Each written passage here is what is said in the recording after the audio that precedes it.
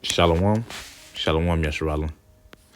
First and foremost, dang, I want to start by giving all praises, honors, and glories to Yahweh, Bahashem, Yahweh Shai, Bahashem, Chakodash. Double honors to the apostles and elders of Great Millstone for teaching 100% truth. Wa Barakatham unto the 144,000, as well as the rest of the elect. May peace and blessings be unto your households. All right, and it's your brother Gadal from the Great Millstone Dallas branch. And in this quick lesson, we're just gonna get into basically, man, the Lord's gonna get, if you are one of His, the Lord is gonna get that cry out of you some way, somehow, right? Because as we get in Ezekiel, matter of fact, I'm gonna go ahead and pull up. As we get in Ezekiel 9:4,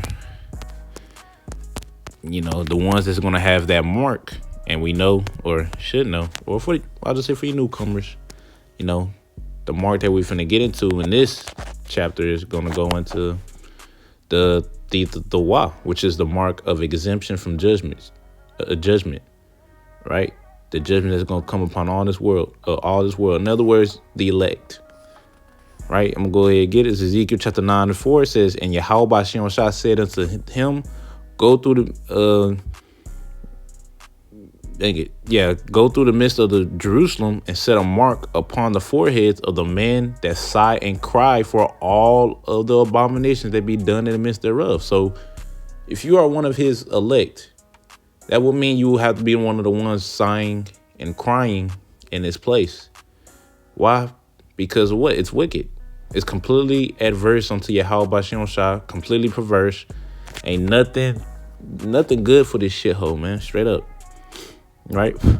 You'll be one of the ones that's looking forward to the kingdom, for the kingdom to come, and it's going to show in your actions by you fearing Yahweh Bashem Shah and serving Him, because He's the one bringing the destruction, and therefore we want mercy in that day from Him. So we're going to be serving Him to the best of our ability, right? But as we got, it says, set a mark upon the foreheads of men that sigh and cry. So the ones that's going to have that mark, that the Wa, that exemption from judgment, them are the ones that are going to be sighing and crying in this place.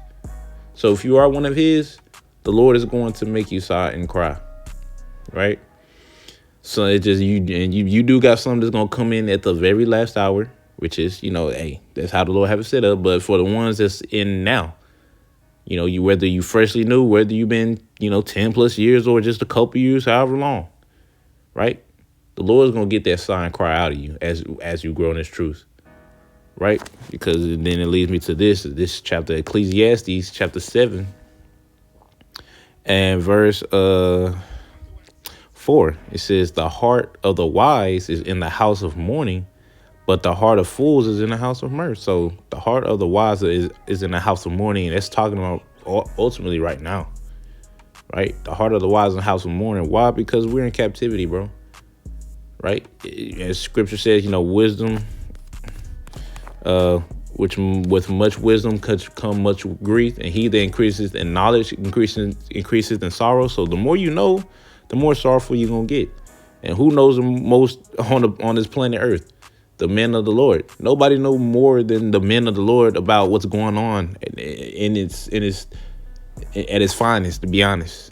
Right? That's why the men of the Lord are basically one of the most pissed men on the planet. Right? The true men of the Lord. Right? Because we see things for as it is, man. Like that movie on They Live, man. We got the shades on 24/7. We see everything as it is. And it pisses us off. Let alone we still got to deal with our daily trials and tribulation. We still got to be tried out through the fire. It's a lot, and we understand we on punishment, and the Lord finna get ready to take us off punishment soon. But in other words, you're not gonna be sitting here in a goddamn joyful ass spirit being here. Now, I'm not saying you can't laugh at Joe, you can't have good times, but overall, you're gonna be like, man, we got to get the hell out of here, right? So.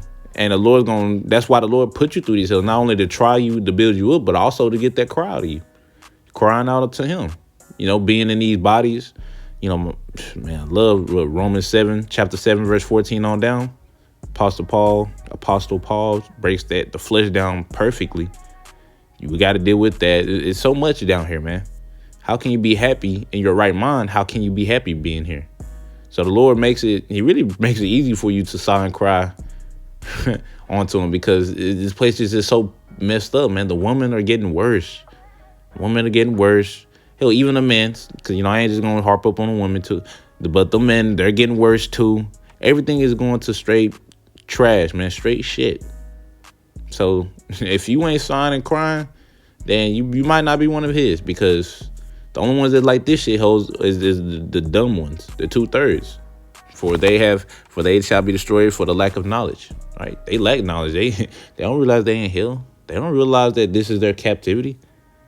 They think this is just another day in the park or some shit. I don't know. But yeah, man, it's just like, we're not. If you were one of his, you're gonna get that sigh and cry with the trials and tribulations you're gonna be going through. Whatever he see fit for your walk. All right. And I'm gonna jump down to verse 7. This Ecclesiastes chapter 7, verse 7 says, "Surely oppression maketh a wise man mad, and the gift destroyeth the heart." So if you're considered wise, guess what? You're gonna know you're oppressed here. And guess what? You're going to be pissed, right? I'm not happy. I'm not happy being here, man. I'm not happy that the base of all men, the borderline of wickedness, is ruling over me, and I have to go to him in the one of all things. I'm not happy about that, bro. We got to go to him for everything. Food, just to get you sick, and then you go to his doctors to give you medicine to keep you sick, but keep you alive. Like, dude, that's the kind of society we live in. We live in a kingdom where, okay, put the woman over the man, destroy the households. It's like, bro, man, this is Esau we're dealing with, man. The worst of the heathens, man.